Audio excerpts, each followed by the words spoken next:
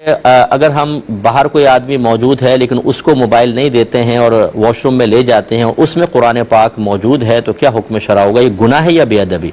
دیکھیں، یہ بے ادبی ضرور ہے لیکن یہ وہ والی بے ادبی نہیں ہے کہ جس پر گناہ مرتب ہوتا ہے، کیونکہ ہمیشہ یاد رکھیں گناہ اور ثواب کا تعلق پہلے تو براہ راست قرآن و حدیث سے ہوتا ہے، جس کو اللہ رسول نے منع کیا اور سختی سے منع کیا وہ گناہ کے اندر آتا ہے، اور پھر فقہائے کرام ہوتے ہیں کہ جو بعض چیزوں کو منع کرتے ہیں، اور چونکہ فقہا کی اطاعت واجب ہے قرآن پاک میں، یا ایھا الذین آمنوا اطیعوا اللہ واطیعوا الرسول واولی الامر منکم، اولی الامر منکم یعنی تم میں سے جو حکم والے ہیں ان کی بھی اطاعت کرو، اور ان میں فقہا علماء داخل ہیں،